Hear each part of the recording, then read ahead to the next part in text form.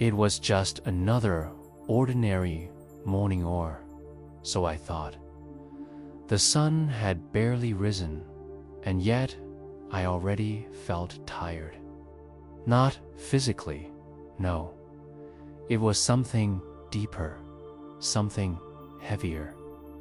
Like carrying a backpack I never took off, one that grew heavier with each passing day. But strangely, when I looked into the mirror, there was no sign of it. No bruises on my shoulders, no straps around my chest.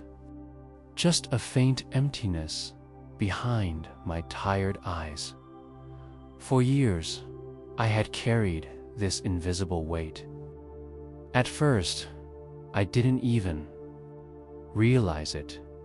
I thought everyone lived this way, feeling responsible for others' feelings, absorbing their disappointments, fixing their pain, even when they didn't ask me to. Somewhere along the way, I became the strong one, the listener, the caretaker. I never questioned it. I thought it was noble. I thought it was love, until I broke. I remember that day vividly. I was standing in a crowded train, staring blankly out the window as the city sped by. My phone buzzed again and again, texts from coworkers, family, friends, each message a silent demand. Can you help me with this? I don't know what to do. I need your advice. Why didn't you call me back? I could feel the anxiety swelling in my chest like a balloon ready to burst, and suddenly I just shut down. I didn't answer. I just stood there, breathing, while the rest of the world blurred into noise. And for the first time, I asked myself a question I had never dared to consider. What am I really carrying? That night, I sat on my floor in the dim light of my room, and I began to write. A list of all the emotions and responsibilities that didn't belong to me. My sister's guilt over her failed marriage. My father's regrets that he never spoke aloud. My friend's need for constant reassurance. My coworker's anger that spilled into every meeting. My mother's loneliness that she disguised as questions about my life. It was all there, piled into my mind, wrapped around my heart like vines. No wonder I couldn't breathe. But here's the strange thing. None of it was mine. Not really. Had picked it up along the way, like stones on a trail, thinking I was helping, thinking I was supposed to. A few days later, I stumbled upon a Buddhist story while browsing through an old book at a second-hand shop. It spoke of a man walking a long road, carrying a heavy sack. When asked what was inside, the man replied, "These are the worries my family gave me. The anger from my past, the grief of my friends. I carry it so they don't have to." And the wise monk simply asked, "But who asked you to?" That question struck me like a bell ringing deep inside my chest. I realized I had never been asked. I had volunteered to carry the weight, silently, invisibly, endlessly. I did it out of fear that if I didn't, I would lose connection, that if I let go, I'd seem selfish, that being available to others 24/7 was the price of love. But what kind of love suffocates? The next morning, I did something small, but radical. I turned off my phone for 2 hours, just 2. I sat by the window and watched the morning light pour in, warm and golden. I breathed slowly. I noticed the birds. I listened to the silence in my chest where the noise used to live. And I felt something strange, space. It was like setting down a bag I hadn't realized I'd been holding. The ground beneath my feet felt lighter, my back straighter. I smiled without knowing why. That day, I started practicing mindfulness. Nothing dramatic, just simple awareness. When I felt a wave of someone else's emotion hit me, I paused and asked, "Is this mine too?" Carry. Most of the time, the answer was no. It didn't mean I stopped caring. It meant I started caring clearly. I listened with compassion, but I didn't absorb. I helped when asked, but not out of obligation. I loved without becoming the container for everyone's sorrow. The weight was never mine to begin with. I had just forgotten that peace doesn't come from holding more, it comes from letting go. And now, every morning before I step out into the world, I pause and ask myself, what are you carrying today? And is it truly yours? It happened during a quiet evening retreat when I first heard the story. Our meditation teacher sat cross-legged in front of us, the golden light of dusk pooling softly around the wooden floor. The room was silent, save for the occasional rustling of robes or the whisper of wind against the bamboo walls. Then she began, her voice calm and rhythmic, like a stream gently moving over stones.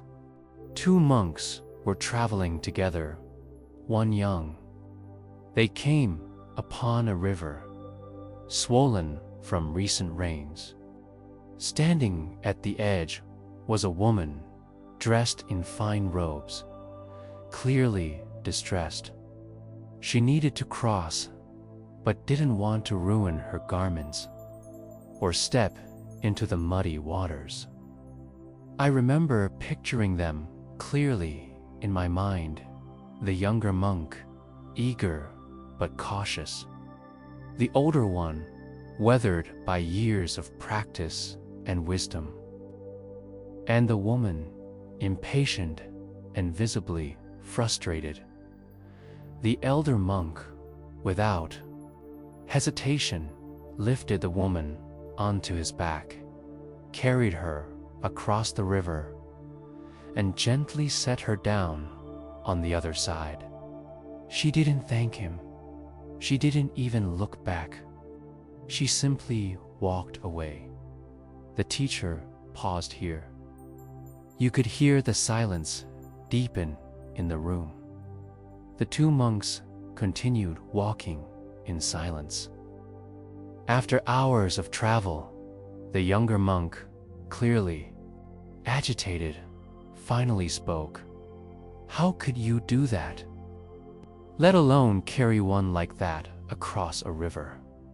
The elder monk turned to him, his voice quiet but firm. Brother, I put her down hours ago. Why are you still carrying her? That story stayed with me for weeks. And not just because it was profound, but because I realized was the younger monk, not once, not occasionally, but almost always. I'd replay conversations long after they ended. I'd stew over someone's careless words. I'd carry guilt over decisions I couldn't change. I'd silently bear the weight of people who had wronged me, expecting some invisible balance to be restored if I just carried the discomfort long enough. But, like the younger monk, I didn't understand that I was prolonging my suffering not because of what had happened, but because I refused to let go. One evening, months after hearing that story, I found myself walking alone near a quiet lake. It was just after a painful argument with someone close to me. The conversation kept echoing in my head. What they said, how they said it, what I should have replied. My chest felt tight, and I could feel the resentment settling in like heavy fog. Then the monk's words floated back to me. I put her down hours ago. Why are you still carrying her? I stopped walking. I closed my eyes, and for the first time, I asked myself, what am I holding on to right now? A moment of silence answered back. Then slowly, as if uncovering an old wound, the truth revealed itself. I was holding onto the need to be right. I was holding onto the belief that I had been unfairly treated. I was holding onto the illusion that my pain could punish someone else. None of it was helping me. I took a long breath and whispered quietly into the air. I put this down now. It wasn't magic. The pain didn't disappear instantly, but the tightness in my chest began to soften. The world around me felt wider. It was as if I had been staring through a narrow crack in a door, and now the door had opened. Letting go isn't a single act, it's a practice. It's a quiet decision you make over and over again to release what no longer serves you. It's recognizing that holding on to anger, guilt, or shame doesn't make you stronger. It makes you tired. The story of the two monks taught me something no one else ever did. You are not bound to carry every weight handed to you. You can say, "This isn't mine." You can say, "I release this," and in doing so, you create space for peace, for lightness, for clarity. Since then, whenever I feel the urge to replay old stories in my mind, what someone did, what they didn't do, I pause and ask myself, am I carrying this, or is it carrying me? If I feel the heaviness press down on my heart, I know it's time to put it down.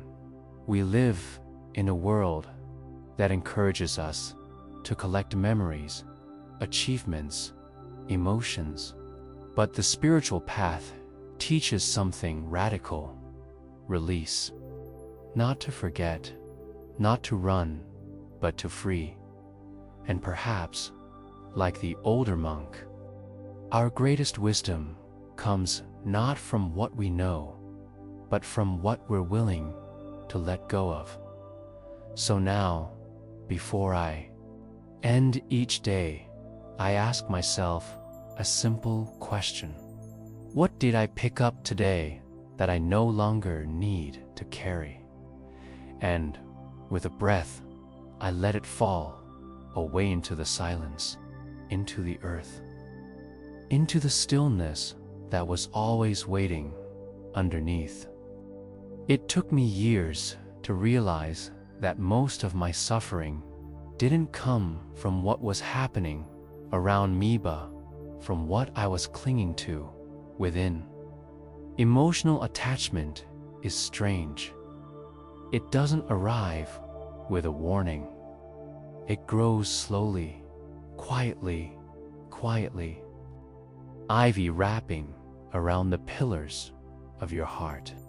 It disguises itself as love, care, duty, even passion. And yet, underneath it all, there's always fear. I used to think attachment was natural. If you love someone, you hold on. If you care about something, you invest your whole self into it.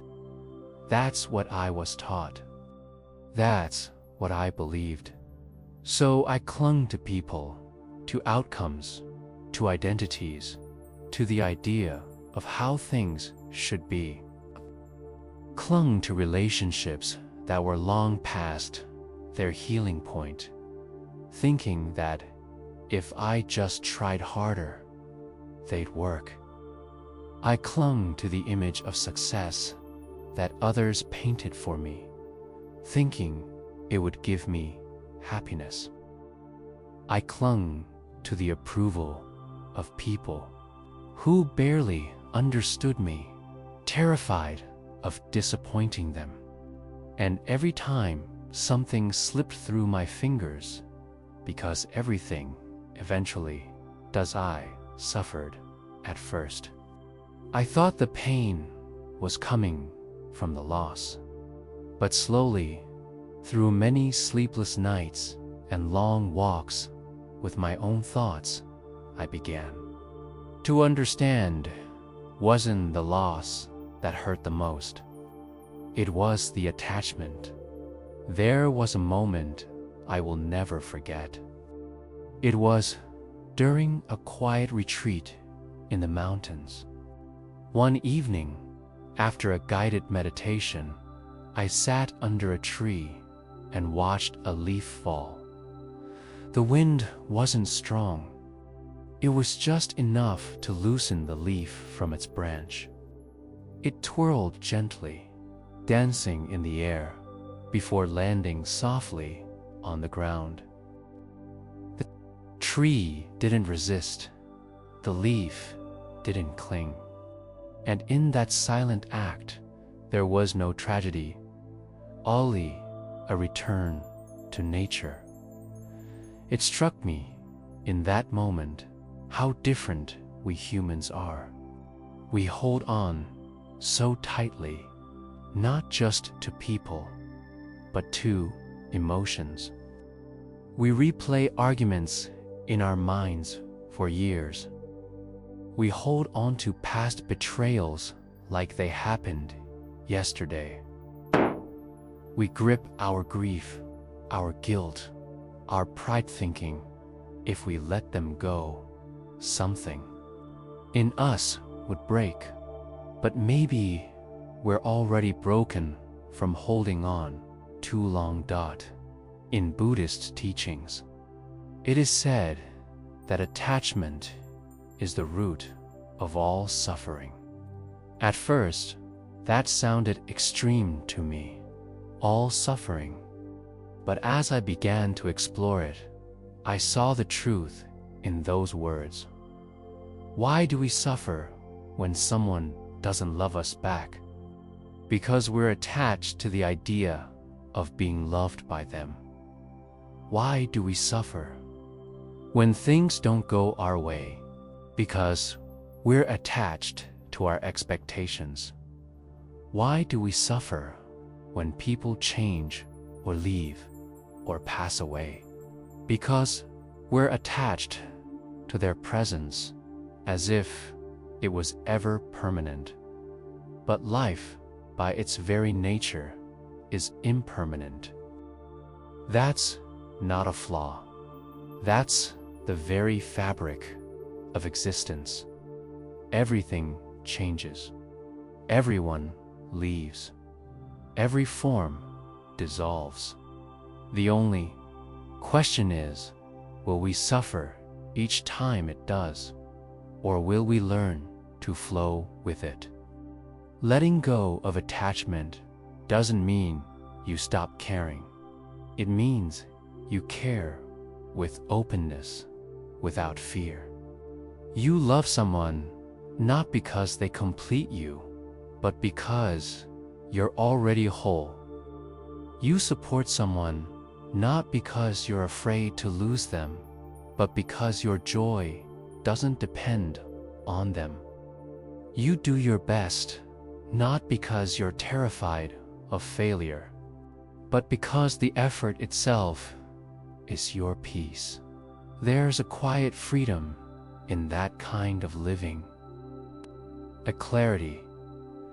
I remember one day, after a long phone call with someone I loved deeply, I felt an overwhelming fear arise, fear of change, fear that something would go wrong. My heart clenched, but then I paused, closed my eyes, and whispered to myself, love them, don't own them. Appreciate this moment, don't cage it. That simple shift, just recognizing the difference between loving and attaching, changed everything now. Whenever I feel pain rising in me, I don't immediately try to fix it. I sit with it. I ask, what am I attached to right now? Sometimes it's a story in my mind. Sometimes it's a hope. Sometimes it's the version of someone that no longer exists. And when I see it clearly, I breathe into it. I hold it gently, and little by little, I let it go. The pain softens, the knot unravels, and in its place, there's space for peace, for presence, for love without fear. This doesn't mean I live without emotions. It means I live without their chains. Emotions rise and fall like waves. But I am not the wave. I am the ocean dot. So now I live with a new kind of awareness. When joy comes, I smile. When sadness comes, I listen.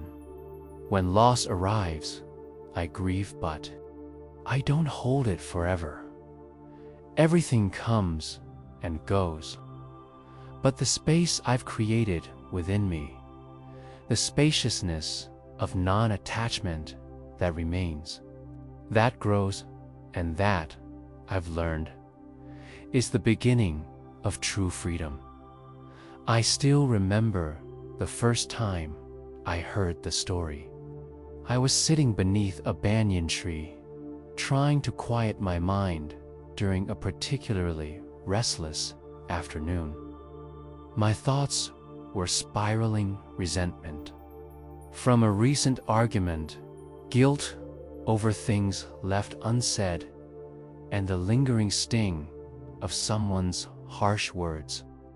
I kept replaying them, as if by doing so, I could somehow change the way they had landed in my heart.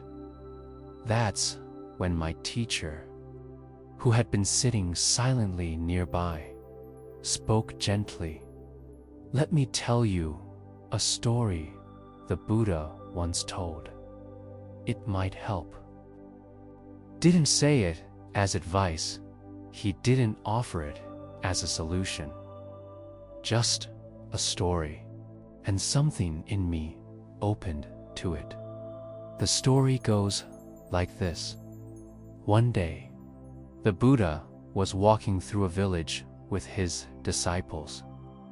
As they passed, a man angry and full of bitterness stepped forward and began shouting at the Buddha. He insulted him, cursed his name, mocked his teachings, and accused him of deceiving people. His face was twisted with rage, his voice sharp like a blade. The Buddha, however, stood quietly, calm, unmoved, when the man had exhausted himself, waiting for a reaction that never came. He shouted, "Why don't you say anything? How can you just stand there while I insult you?" The Buddha looked at him with deep compassion and said, "If someone offers you a gift and you do not accept it, who does the gift belong to?" The man blinked, confused. "To the one who offered it, of course." The Buddha smiled gently. "Exactly. So, if I do not accept your anger, your insults, your hatred, then whom do they belong to?" Silence fell over the crowd. The man, still burning with confusion, had no reply, and the Buddha walked on, light as ever. When my teacher finished telling the story, he didn't elaborate. He simply returned to silence. But something profound had shifted inside me. I realized how often I had accepted gifts I never needed to. Someone would throw anger at me and I'd catch it. I'd hold it. I'd carry it home, replay it in my mind, dissect it, let it poison my peace. Someone would offer judgment. I'd swallow it whole, letting it shape how I saw myself. Someone would drop their bitterness at my feet. Instead of walking around it, I'd pick it up and wear it like a coat. I had been accepting everything, every emotional gift tossed my way, and I was drowning beneath the weight of other people's pain, not even realizing it was never mine to carry. That one question from the Buddha changed the way I looked at the world. If you don't accept the gift, who does it belong to? I began practicing it in my daily life. One morning, a colleague at work spoke sharply to me, clearly projecting his own stress. My old habit would have been to shrink, to internalize his tone, to wonder what I had done wrong. But this time, I paused.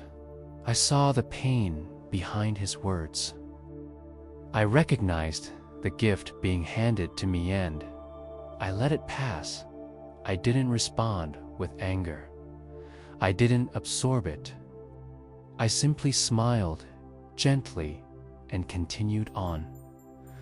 Later that day, I found myself repeating the Buddha's words silently in my mind. It felt like building a shield of awareness, not to shut people out, but to keep their unkindness from sinking in. And slowly, I noticed something incredible. The more I practiced not accepting unnecessary gifts, the more peaceful I became. Not because the world stopped offering them, but because I stopped receiving them. It's not always easy. Sometimes the insult is so sharp, the judgment so subtle, the expectations so deep that you pick it up without noticing. But awareness grows with practice, and with it, the freedom to choose. Now, when someone speaks in anger, I ask myself, is this mine to hold? When someone tries to control me through guilt or shame, I remember I didn't accept that package. And when my own mind tries to deliver me the familiar old gift of self-doubt or fear, I meet it with kindness and I choose differently. This teaching isn't about being passive. It's not about becoming numb or pretending things don't hurt at the cues. About becoming discerning, knowing what to allow into your heart and what to leave at the door. The Buddha wasn't made of stone. He felt deeply. But he also understood the power of stillness, the strength in not reacting, the clarity in recognizing what belongs to you and what never did. Sometimes I imagine him walking through that village, the insults floating around him like dust in the wind, never landing, never staying. His silence not as weakness, but as wisdom. And when I feel the urge to fight back, to defend, to justify, I remember him. I remember the story. And I smile, knowing I don't have to accept every gift. The world will always offer you something praise. Blame, love, hatred, admiration, judgment. You can bow gently and say, thank you, but no. For the longest time, I thought being a good person meant feeling everything deeply, especially other people's pain. If a friend was upset, I'd feel it in my chest. If a loved one was angry, I'd carry their frustration in my stomach. If someone I cared about was silent, I'd assume it was because of me, and the silence would echo in my mind for hours, even days. I didn't just witness emotions, I absorbed them. At first, I thought this was empathy, that I was being caring, kind, emotionally intelligent.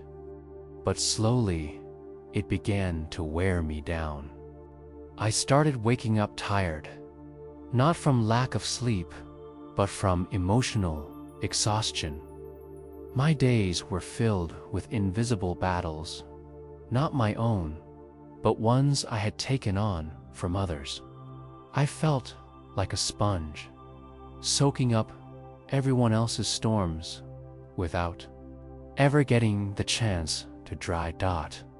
One day, I found myself crying alone in my room, but not for anything specific, not for something that had happened directly to me.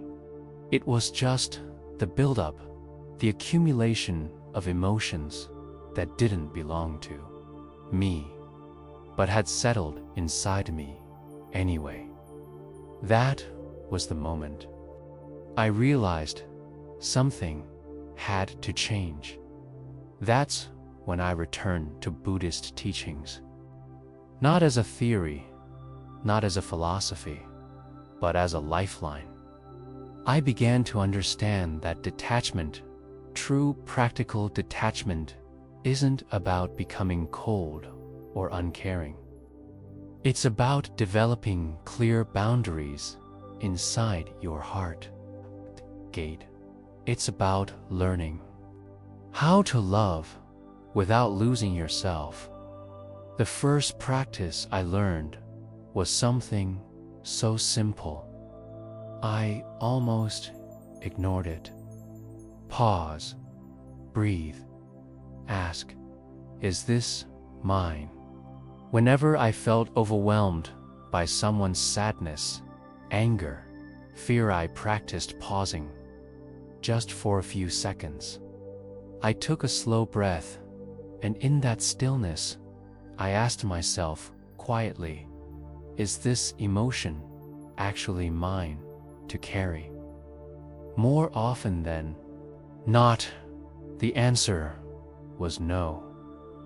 It was my friend's unresolved grief. It was my coworker's anxiety about a deadline. It was my siblings' frustration with their own choices. Yet, here I was, carrying it all as if it belonged to me.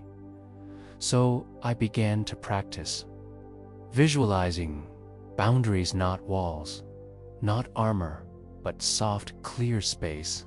When someone spoke to me in distress, I would picture a gentle bubble around myself, not to shut them out, but to remind me I can be present without absorbing another practice.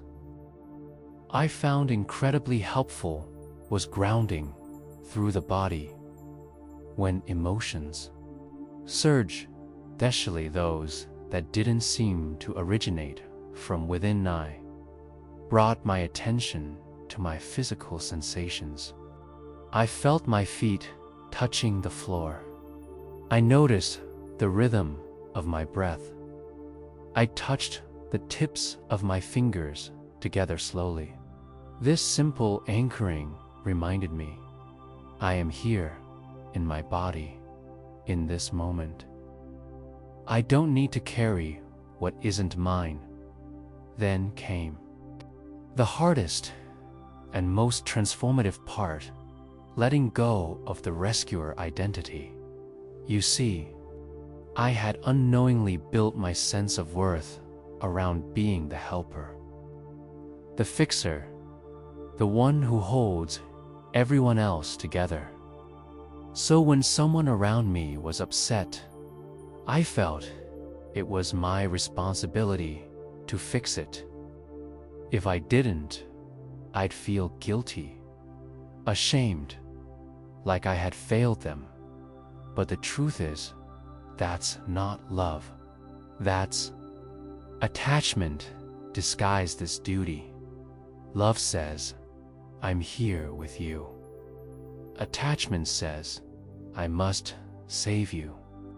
Love says, I trust your path, even in pain. Attachment says, your suffering is my burden. Really means, it doesn't mean carrying someone's storm. It means sitting beside them in the rain without needing to stop it. It means offering warmth, not by taking their cold, but by staying present in your own peace. So, I started showing up differently. When a friend cried, I didn't rush to fix, I held space. When someone vented, I listened deeply, but I didn't take their words personally. When someone's anger flared, I breathed instead of reacting and reminded myself, they are moving through something. I don't have to move with it.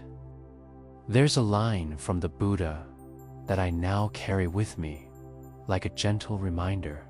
You yourself must strive. The Buddhas only show the way. No one can walk another's path for them. We can walk beside them, yes, but we cannot carry their pain and expect them to heal. Over time, the more I practiced detachment, the more I noticed something amazing.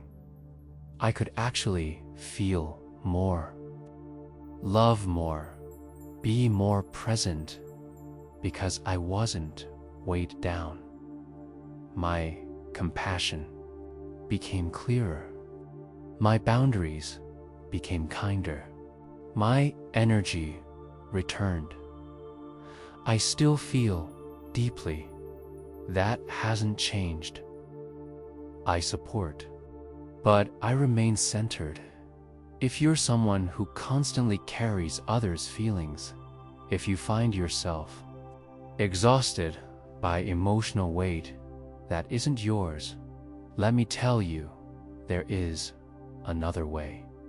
It begins with awareness, it deepens with practice, and it blossoms into freedom. So now, each morning, I ask myself, what emotions am I holding that aren't mine? And each night, I release them like leaves in the wind, blessing them as they go. This is practical detachment. Not the absence of feeling, but the presence of wisdom. A way to care deeply without being consumed. A way to walk gently without carrying what was never yours to hold. I never understood what true freedom really meant till I felt it. For most of my life, I believed freedom was about having choices. What I felt to live how I wished. But no one told me that the deepest prison isn't outside, it's inside. It's the thoughts you can't silence, the emotions you can't release, the constant tension of trying to be enough, do enough, hold everything together. I carried so much. Worries about the future, regrets from the past, others' expectations, my own judgments. The weight was invisible, but it was real, and I was tired. Not just physically, but so deep, tired. Then something shifted, not all at once, but slowly, gently, like the morning sun rising through fog.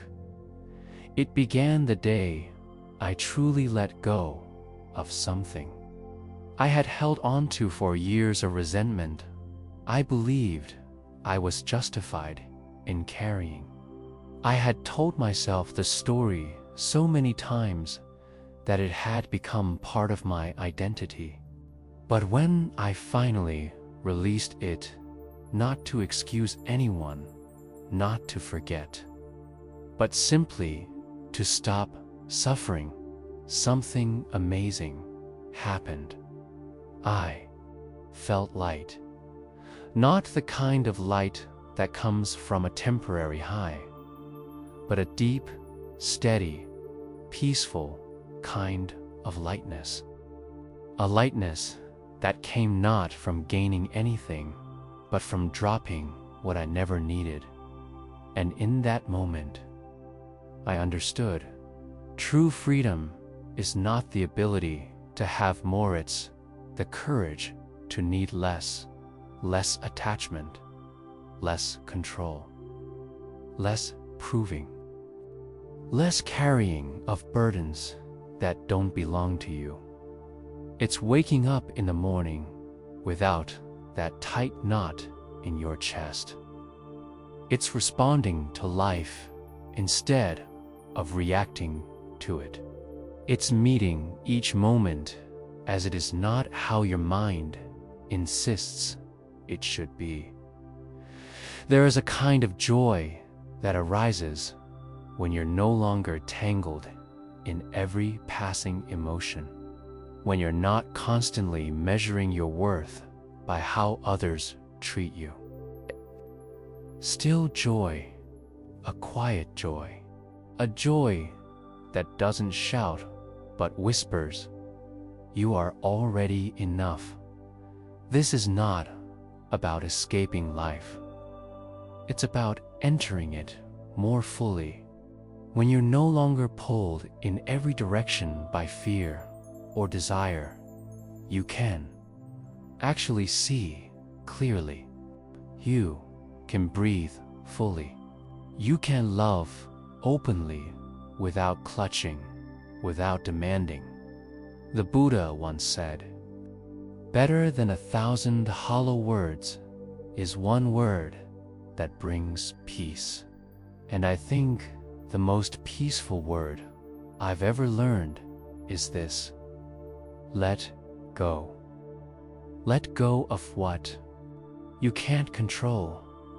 Let go of what others think. Let go of who you think you should be.